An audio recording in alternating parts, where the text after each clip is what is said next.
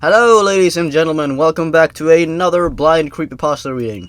Today, we're going to be reading a story that quite a few of you guys suggested, and it's not overly long, and apparently it's supposed to be really, really good, because I think last time I checked on Creepypasta.com, this story is like the highest rated story. It has like a 9.3 out of 10. But I guess that's not saying too much, considering that the original Jeff the Killer story has like an 8.7 out of 10 or something like that. But anyways, I don't give a shit if you dislike this video because I don't like Jeff the Killer. Fuck off, I don't care, it's my opinion. Right. So I'm gonna be reading Psychosis. It's not overly long. Not like Sonic the EXE 2 level, or Jane the Killer fucking level, so fuck that. But anyways, we're gonna be reading this story. I have a lot of I'm very much looking forward to it because apparently it's supposed to be really good, and I hope it's really good because I want to get scared. Apparently this story like messes with your mind, makes you feel like paranoid or something like that. And I'm gonna read it, so that's gonna be a lot of fun. Let's begin. Sunday. I'm not sure why I'm writing this down on paper and not on my computer. I guess I've just noticed some odd things. It's not that I don't trust the computer. I just need to organize my thoughts. I need to get down all the details somewhere objective. Somewhere I know that what I write can't be deleted or changed. Not that that's happened, it's just everything blurs together here, and the fog of memory lends a strange cast to things. I'm starting to feel cramped in this small apartment. Maybe that's the problem. I just had to go out. No wait, I just had to go and choose the cheapest apartment, the only one in the basement. The lack of windows down here makes day and night seem to slip by seamlessly. I haven't been out in a few days, because I've been working on this programming project so intensively. I suppose I just wanted to get it done. Hours of sitting and staring at a monitor can make anyone feel strange. I know, but I don't think that's it. I'm not sure when I first started to feel something was odd. Oh, the fucking update thing popped up on my screen, but okay, let's continue. I can't even define what it is. Maybe I just haven't talked to anyone in a while. I'm probably gonna screw up some words because I'm a bit tired. I think maybe I'm going a bit sick, but yeah. We're gonna keep reading. That's the first thing that creeped up on me. Everyone I normally talk to online while I program has been idle, or they've simply not logged on at all. My instant messages go unanswered. The last email I got from anybody was a friend, saying he'd talk to me when he got back from the store, and that was yesterday. I'd call with my cell phone, but reception's terrible down here. Yeah, that's it. I just need to call someone. I'm going to go outside. Well, that didn't work so well. As the tingle of fear fades, I'm feeling a little ridiculous for being scared at all. I looked in the mirror before I went out, but I didn't shave the 2-day stubble I've grown. I figured I was just going out for a quick cell phone call. I did change my shirt though, because it was lunchtime, and I guessed that I'd run into at least one person I knew. That didn't end up happening. I wish it did. When I went out, I opened the door to my small apartment slowly. A small feeling of apprehension had somehow already lodged itself in me, for some undefinable reason. I chalked it up to having not spoken to anyone but myself for a day or two. I peered down the dingy grey hallway, made dingier by the fact that it was a basement hallway. On one end, a large metal door led to the building's furnace room. It was locked, of course. 2 dreary soda machines stood by it. I bought a soda from one the first day I moved in, but it had a 2-year-old expiration date. Oh, I'm fairly sure nobody knows those machines are even down here, or my cheap landlady just doesn't care to get them restocked. I closed my door softly and walked the other direction, taking care not to make a sound. I have no idea why I chose to do that, but it was fun giving into the strange impulse not to break the droning hum of the soda machines, at least for the moment. I got to the stairwell, and took the stairs up to the building's front door. I looked through the heavy door's small square window and received quite the shock. It was definitely not lunchtime. City gloom hung over the dark streets outside, and the traffic lights at the intersection in the distance blinked yellow. Dim clouds, purple and black from the glow of the city, hung overhead. Nothing moved, save the few sidewalk trees that shifted in the wind. I remember shivering, though I wasn't cold. Maybe it was the wind outside. I could vaguely hear it through the heavy metal door, and I knew it was the unique kind of late-night wind, the kind that was consistent, cold, and quiet, save for the rhythmic music it made as it passed through the countless unseen tree leaves. I decided not to go outside. Instead, I lifted my cell phone to the door's little window and checked the signal meter. The bars filled up the meter, and I smiled. Time to hear someone else's voice, I remember thinking, relieved. It was such a strange thing to be afraid of nothing. I shook my head, laughing at myself silently. I hit speed dial for my best friend Amy's number, and held the phone up to my ear. It rang once, but then it stopped. Nothing happened. I listened to silence for a good 20 seconds, then hung up. I frowned, and looked at the signal meter again. Still full. I went to dial her number again, but then my phone rang in my hand, startling me. I put it up to my ear. "Hello?" I asked, immediately fighting down a small shock at hearing the first spoken voice in days, even if it was my own. I'd gotten used to the droning hum of the building's inner workings, my computer, and the soda machines in the hallway. There was no response to my greeting at first, but then, finally, a voice came. "Hey," said a clear male voice, obviously of college age, like me. "Who's this?" "John," I replied, confused. "Oh, sorry, wrong number," he replied, then hung up. I lowered the phone slowly and leaned against the thick brick wall of the stairwell. That was strange. I looked at my received calls list, but the number was unfamiliar. Before I could think any further, the phone rang loudly, shocking me yet again. This time, I looked at the caller before I answered. It was another unfamiliar number. This time, I held the phone up to my ear, but said nothing. I heard nothing, but the general background noise of a phone. Then, a familiar voice broke my tension. "John?" was the single word, in Amy's voice. That's my lady's voice, by the way. I breathed a sigh of relief. "Hey, it's you," I replied. "Who else would it be?" she responded. "Oh, the number. I'm at a party on 7th Street, and my phone died." Oh, why did I read mother? I don't know. "And my phone died just as you called me. This is someone else's phone, obviously." "Oh, okay," I said. "Where are you?" she asked. My eyes glanced over the drab whitewashed cylinder block walls, and the heavy metal door with its small window. "At my building," I sighed. Just feeling coped up. I didn't realize it was so late. "You should come here," she said, laughing.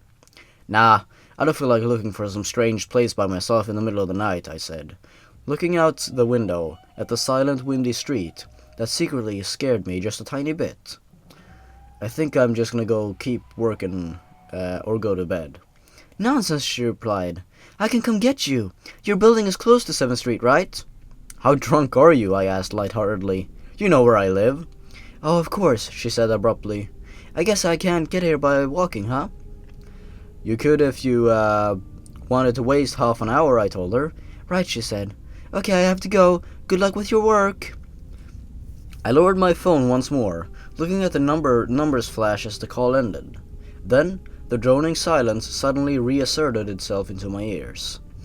The two strange calls on the eerie street outside just drove home my aloneness in this empty stairwell. Perhaps from having seen too many scary movies, I had the sudden inexplicable idea that something could look in the door's window and see me. Some sort of horrible entity that hovered at the edge of aloneness, just waiting to creep up on unsuspecting people that strayed too far from the other human beings. I knew the fear was irrational, but nobody else was around, so I jumped down the stairs, ran down the hallway into my room, and closed the door as swiftly as I could, while still staying silent. Like I said, I feel a little ridiculous for being scared of nothing, and the fear has already faded. Writing this down helps a lot. It makes me realize that nothing is wrong. It filters out half-formed thoughts and fears, and leaves only cold, hard facts. It's late. I got a call from a wrong number, and Amy's phone died, so she called me back from another number. Nothing strange is happening. Still, there was something a little off about that conversation. I know it could have just been the alcohol she had. Or was it even her that seemed off to me? Or was it? Yes, that was it! I didn't realize it until this moment, writing these things down. I knew writing things down would help. She said she was at a party, but I only heard the silence in the background. Of course, that doesn't mean anything in particular, as she could have just gone outside to make the call. No, that couldn't be it either. I didn't hear the wind. I need to see if the wind is still blowing. Oh, the plot thickens, guys. Monday. I forgot to finish writing last night. I'm not sure what I expected to see when I ran up the stairwell and looked out the heavy metal door's window. I'm feeling ridiculous. Last night's fear seems hazy and unreasonable to me now. I can't wait to go out in the sunlight, living in the sunlight, living in the moonlight, having a wonderful time. Okay, I'm going to check my email, shave, shower, and finally get out of here. Wait, I think I heard something. It was thunder. That whole sunlight and fresh air thing didn't happen. I went out into the stairwell and up the stairs, only to find disappointment. The heavy metal door's little window, shoved only with flowing water, as torrential rain slammed against it. Only a very dim, gloomy light filtered in through the rain, but at least I knew it was daytime, even if it was a grey, sickly, wet day. I tried looking out the window and waiting for the lighting to illuminate the gloom, but the rain was too heavy, and I couldn't make out anything more than vague, weird shapes, moving at odd angles in the waves washing down the window. Disappointed, I turned around, but I didn't want to go back to my room. Instead, I wandered further up the stairs, past the first floor and the second. The stairs ended at the third floor, the highest floor in the building. I looked through the glass that ran up the outer wall of the stairwell, but it was that warped, thick kind that scatters the light. Not that there was much to see through the rain to begin with. I opened the stairwell door and wandered down the hallway. The 10 or so thick wooden doors, painted blue a long time ago, were all closed. I listened as I walked, but it was the middle of the day, so I wasn't surprised that I heard nothing but the rain outside. As I stood there in the dim hallway, listening to the rain, I had the strange fleeting impression that the doors were standing like silent granite monoliths, erected by some ancient forgotten civilization for some unfathomable guardian purpose. Lightning flashed, and I could have sworn that, for just a moment, the old grainy blue wood looked just like rough stone. I laughed at myself for letting my imagination get the better of me, but then it occurred to me that the dim gloom and lighting must mean there was a window somewhere in the hallway. A vague memory surfaced, and I suddenly recalled that the third floor had an alcove and an inset window halfway down the floor's hallway. Excited to look out into the rain, and possibly see another human being, I quickly walked over to the alcove, finding the large, thin glass window. Rain washed down it, as with the front door's window, but I could open this one. I reached a hand out to slide it open, but hesitated. I had the strangest feeling that if I opened that window, I would see something absolutely horrifying on the other side. Everything's been so odd lately, so I came up with a plan, and I came back here to get what I needed. I didn't seriously think anything would come of it, but I'm bored. It's raining, and I'm going stir crazy. I came back to get my webcam. The cord isn't long enough to reach the third floor by any means, so instead, I'm going to hide it between the two soda machines on the dark end of the basement hallway, run the wire along the wall and under my room, and put black duct tape over the wire to blend it in with a black plastic strip that runs along the base of the hallway walls. I know this is silly, but I don't have anything better to do. Well, nothing happened. I propped open the hallway to stairwell door, steeled myself, then flung the heavy front door open, wide open, and ran like hell down the stairs to my room and slammed the door. I watched the webcam on my computer intently, seeing the hallway outside my door and most of the stairwell. I'm watching it right now, and I don't see anything. I don't see anything interesting. I just wish the camera's position was different, so that I could see the front door. Hey, somebody's online. I got out an older, less functional webcam that I had in my closet to video chat with my friend online. And I'm sorry if I'm a bit if I mispronounce a few words or if I say a few words wrong. Like I said, I am a bit tired when I'm reading this, so I apologize for that. But you know how it is. But I'm really liking the story so far. It's really good. No grammatical errors, no misspelling words. It's all perfect right now, okay? Perfect. Let's continue. I couldn't really explain to him why I wanted to video chat, but it felt good to see another person's face. He couldn't talk very long, and we didn't talk about anything meaningful, but I felt much better. My strange fear has almost passed. I would feel completely better, but there was something odd about our conversation. I know that I've said that everything has seemed odd, but still. He was very vague in his responses. I can't recall one specific thing that he said. No particular name, or place, or event. But he did ask for my email address to keep in touch. Wait, I just got an email. I'm about to go out. I just got an email from Amy that asked me to meet her for dinner, at the place we usually go to. I do love pizza, and I've just been eating random food from my poorly stocked fridge for days, so I can't wait. Again, I feel ridiculous about the odd couple days I've been having. I should destroy this journal when I get back. Oh, another email. Oh my god. I left the email and opened the door. I almost opened the door, but I read the email first. It was from a friend I hadn't heard from in a long time. And it was sent a huge number of emails. That must have been every person he had saved in his address list. It had no subject, and it simply said, "Seen with your own eyes. Don't trust them, they. Can't speak. What the hell is that supposed to mean? The words shock me, and I keep going over and over them. Is it a desperate email sent just as something happened? The words are obviously cut off without finishing. On any other day, I would have dismissed this as spam from a computer virus or something. But the words, "seen with your own eyes." I can't help but read over this journal and thinking back to the last few days, and realize that I have not seen another person with my own eyes, or talked to another person face to face. The webcam conversation with my friend was so strange, so vague, so eerie, now that I think of it. Was it eerie? Or is it the fear clouding my memory? My mind toys with the progression of events I've written here, pointing out that I have not been presented with one single fact that I did not specifically give out unsuspectingly. The random, wrong number that got my name and the subsequent strange return call from Amy. The friend that asked for my email address.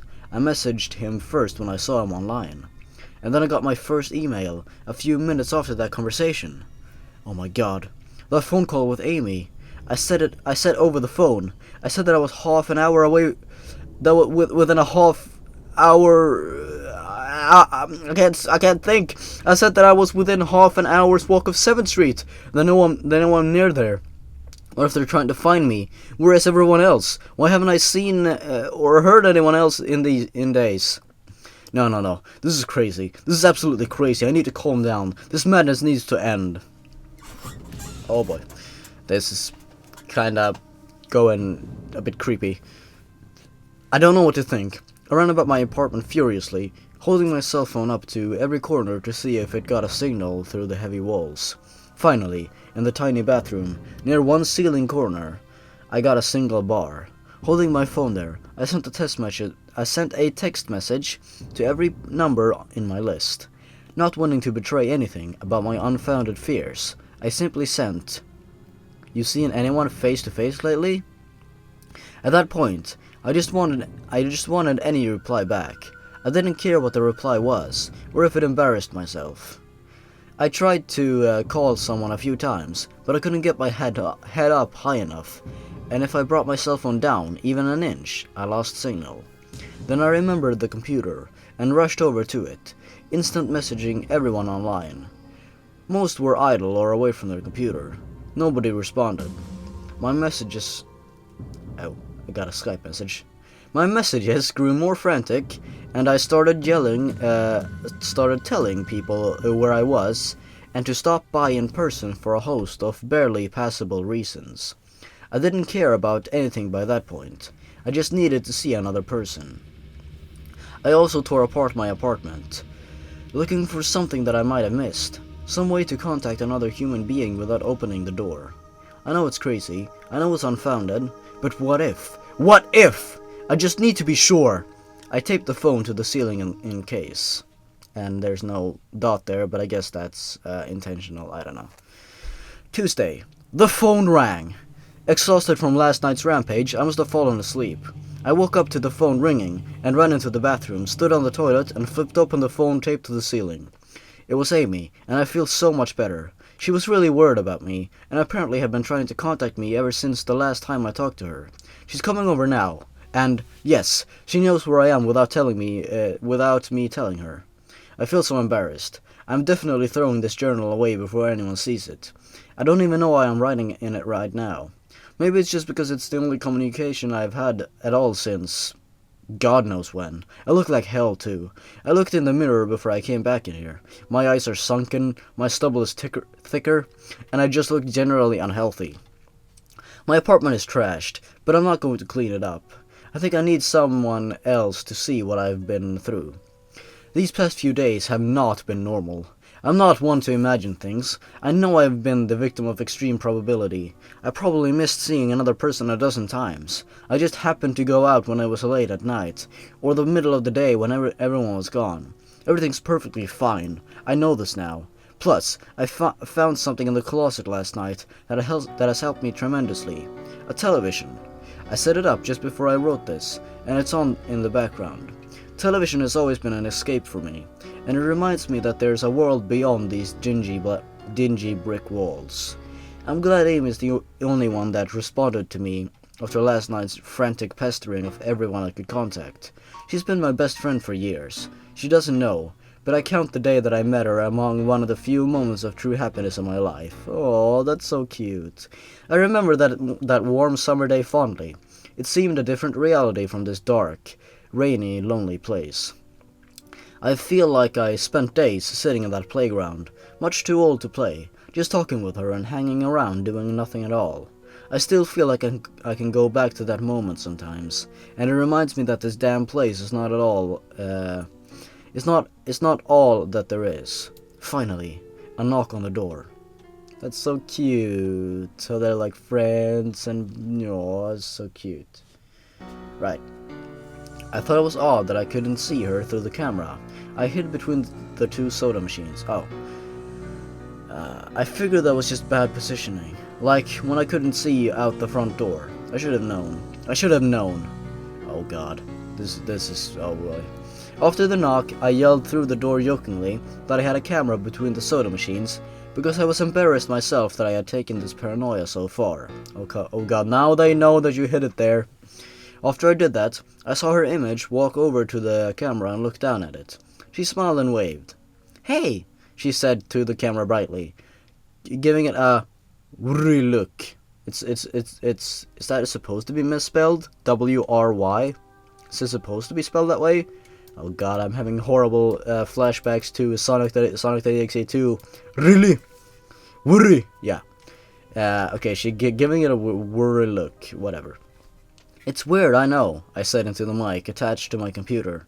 "I've had a few days. I've had a weird few days." "Must have," she replied. "Open the door, John." I hesitated. How could I be sure? "Hey, humor me a second here," I told her through the mic. Tell me one thing about us. Just prove to me that you're you." She gave the camera a weird look. Alright," she said, slowly, thinking.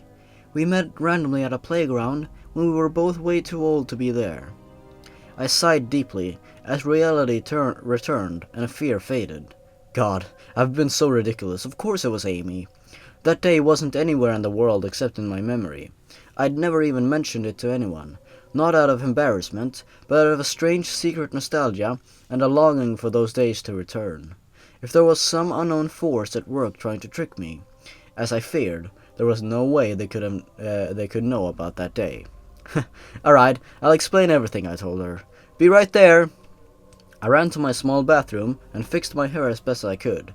I looked like hell, but she'd understand. Snickering at my own unbelievable behavior and the mess I'd made of the place, I walked to the door. I put my hand on the doorknob and gave the mess one last look. So ridiculous, I thought. My eyes traced over the half-eaten food lying on the ground, the overflowing trash bin, and the bed I'd tipped to the side looking for God knows what. I almost turned to the door and opened it, but my eyes fell on one last thing. The old webcam, the one I used for that eerily vacant chat with my friend. Its silent black sphere lay haphazardly tossed to the side, its lens pointed at the table where this journal lay. An overwhelming terror took me, as I realized that if something could see through that camera, it would have seen what I just wrote about that day. I asked her for any one thing about us, and she chose the only thing in the world that I thought they, or it, did not know. But it did! It did know! It could have been watching me the whole time! Oh, fuck. I didn't open the door. I screamed. I screamed in uncontrollable terror. I stomped on the old camera on the floor. The door shook, and the doorknob tried to turn, but I didn't hear Amy's voice through the door. Was the basement door made to keep out drafts too thick? Or was Amy not outside? What could have been trying to get in, if not her? What the hell is out there? I saw her on my computer through the camera outside. I heard her on the speakers through the camera outside. But was it real? How can I know? She's gone now. I screamed and shouted for help. I piled up everything in my apartment against the door. Friday. So I think we're halfway through or something right now. How long have I been recording for? Holy shit, 27 minutes. Okay, like, this is longer than I expected it to be, but I am very much enjoying this. Like, holy shit. This is kind of creepy. At least I think that is Friday. If I broke everything electronic... Oh wait, I broke everything electronic. I smashed my computer to pieces. Every single thing on there could have been accessed by network access, or worse, altered. I'm a programmer, I know. Every little piece of information I gave out since this started, my name, my email, my location, none of it came back from outside until I gave it out. I've been going over and over what I wrote. I've been pacing back and forth, alternating between stark terror and overpowering disbelief. Sometimes I'm absolutely certain some phantom entity is dead set on the simple goal of getting me to go outside. Back to the beginning, with a phone call from Amy, she was effectively asking me to open the door and go outside. I keep running through my head. I keep running through it in my head. One point of view says I've acted like a madman, and all of this is extreme convergence of probability. Never going outside at the right times by pure luck. Never seeing another person by pure chance. Getting a random nonsense email from some computer virus at just the right time. The other point of view says that extreme convergence of probability is the reason that whatever's out there hasn't gotten me already. I keep thinking. I never opened the window on the third floor. I never opened the front door until that incredibly stupid stunt with the hidden camera, after which I ran straight to my room and slammed the door. I haven't opened my own solid door since I flung open the front door of the building. Whatever's out there, if anything's out there, never made an appearance in the building before I opened the front window. Maybe the reason it wasn't in the building already was that it was elsewhere getting everyone else. And then it waited until I betrayed my existence by trying to call Amy. A call which didn't work until it called me and asked me my name. Terror literally overwhelms me every time I try to fit the pieces of this nightmare together. That email, short, cut off. Was it from someone trying to get the word out? Some friendly voice desperately trying to warn me before it came? Seeing with my own eyes, don't trust them. Exactly what I've been so suspicious of. It could have masterfully control of all things electronic, practicing its insidious deception to trick me into coming outside. Why can't it get in? It knocked on the door. It must have some solid presence.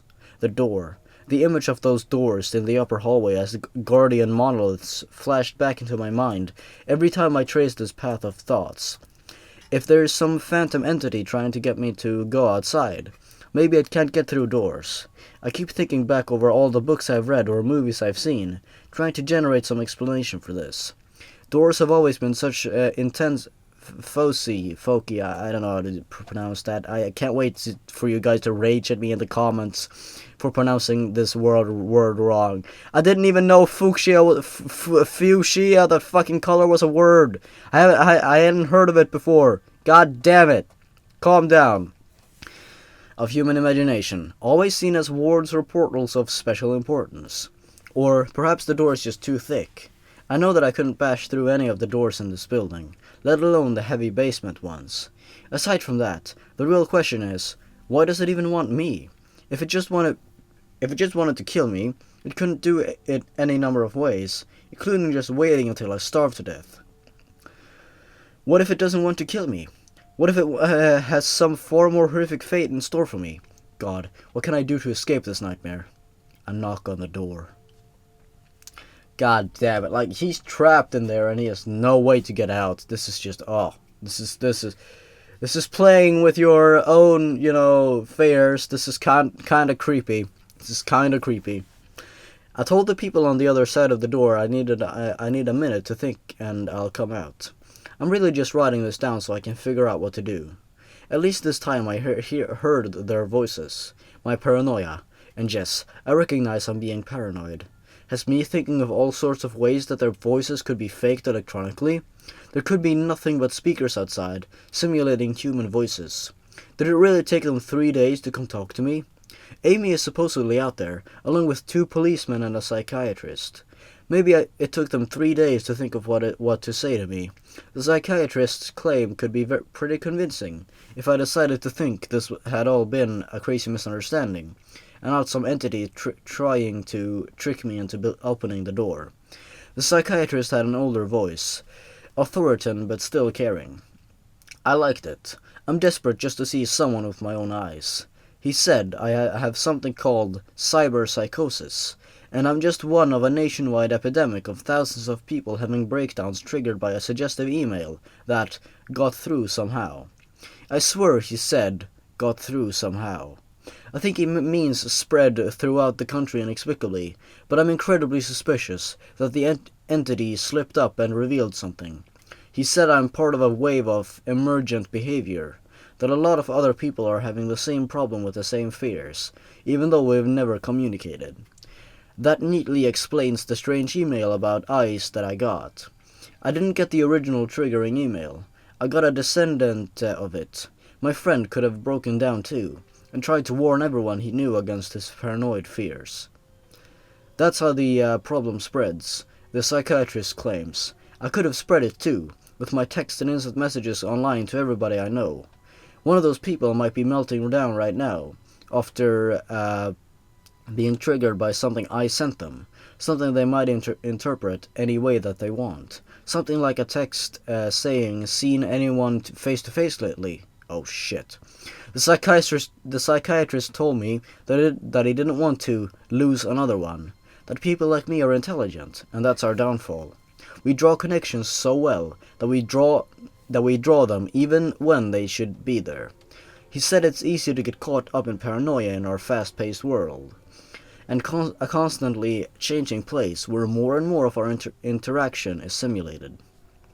Holy shit, this is deep! This is fucking deep! Like, maybe everyone he's ever known are not real? Maybe this is like the Truman Show or some stuff like that. This is creepy! And how, like, people are, like, consumed by electronics. Oh, this is fucking deep! I'm loving this! I have to give him one thing. It's a great explanation. It neatly explains everything. It perfectly explains everything, in fact. I have every reason to shake off this nightmarish fear that something, or consciousness, or being out there, wants me to open the door so it can capture me for some horrible fate worse than death. It would be foolish, after hearing that explanation, to stay in here until I starve to death, just despite the entity that might have got everyone else. It would be foolish to think that way, after hearing that explanation. I might be one of the last people left alive on an empty world, hiding in my secure basement door, spitting some unthinkable deceptive entity just by refusing to be captured. It's a perfect explanation for every single strange thing I've seen or heard, and I have every reason in the world to let all of my fears go and open the door. That's exactly what I'm not going to do. That's exactly why I'm not going to. Oh, how can I be sure? How can I know what's real and what's deception? All of these damn things with their wires and their signals that originate from some unseen origin? They're not real, I can't be sure. Signals through a camera, faked video, deceptive phone calls, emails, even the television lying broken on the floor. How can I possibly know if it's real? It's just signals, waves, light, the door. It's bashing on the door. It's trying to get in. What insane mechanical contrivance could it be using to simulate the sound of men attacking the heavy wood so well? At least I'll finally see it with my own eyes. There's nothing left in here for it to deceive me with. I've ripped apart everything else. It can't deceive my eyes, can it? Seen with your own eyes. Don't trust them. Wait. What was the desperate message telling me to trust my eyes, or warning me about my eyes too? Oh my god, what's the difference between a camera and my eyes? They both turned light into electrical signals. They're the same. I can't be deceived. I have to be sure. I have to be sure. Fucking hell. This is just so fucking creepy. What if everything you've ever known is not real? Oh my god. This story really makes you fucking think. Let's continue. Date unknown. I calmly asked for a pen and paper, day in and day out, until it finally gave them to me. Not that it matters. What am I gonna do? Poke my eyes out? The bandages feel like part of me now. The pain is gone. I figure this will be one of my last chances to write legibly, as, without my sight to correct mistakes, my hands will slowly forget the emotions involved. This is a sort of self-indulgence, this writing. It's a relic of another time, because I'm certain everyone left in the world is dead. Or something far worse. Oh my god. I sit against the padded wall, day in and day out. The entity brings me food and water. It masks itself as a kind of nurse, as an unsympathetic doctor. I think it knows that my hearing has sharpened considerably now that I live in darkness. It fakes conversations in the hallways, on the off chance that I might overhear. One of the nurses talks about having a baby soon. One of the doctors lost his wife in a car accident. None of it matters. None of it is real. None of it gets to me. Not like she does. That's the worst part. The part I almost can't handle. The thing comes to me, masquerading as Amy. Its recreation is perfect. It sounds exactly like Amy. Feels exactly like her. It even produces a reasonable facsimile, of tears that it makes me feel on its lifelike cheeks. When it first dragged me here, it told me all the things I wanted to hear. It told me that she loved me, that she had always loved me, that I didn't understand why I did this, that we could still have a life together, if only I would stop insisting that I was being deceived. It wanted me to believe. No, it needed me to believe that she was real. I almost fell for it. I really did. I doubted myself for the longest time. In the end, though, it was all too perfect, too flawless, and too real. The false Amy used to come every day, and then every week, and finally stopped coming altogether. But I don't think the entity will give up. I think the waiting game It's just another one of its gambits. I will resist it for the rest of my life, if I have to. I don't know what happened to the rest of the world, but I do know that this thing needs me to fall for its deceptions. If it needs that, then maybe, just maybe, I am a thorn in its agenda. Maybe Amy is still alive out there somewhere, kept alive only by my will to resist the deceiver. I hold on to that hope, rocking back and forth in my cell to pass the time. I will never give in. I will never break. I am a hero. The doctor read the paper the patient had scribbled on. God damn it. It was barely readable, written in the shaky script of one who could not see.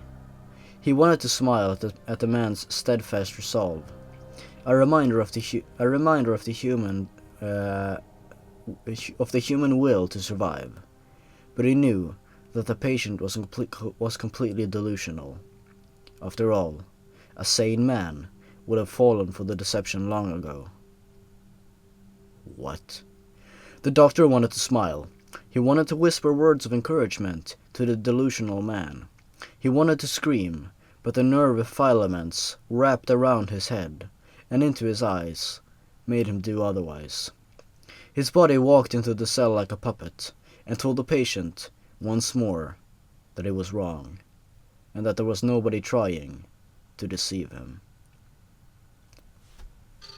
Oh my fucking god. That's it. That's it. That's the creepypasta. And let me tell you something. That might possibly be the greatest fucking creepypasta I've ever read! Oh my fucking god. That is up there with the Harbinger experiment and the showers. And Candle Cove. Jesus fucking Christ. That ending was just really, like, it was depressing. It was sad. And it left it up to the imagination because you don't know what the hell just happened. What was it? Or was he just imagining things? Was he insane? Or was it actually an entity trying to get him?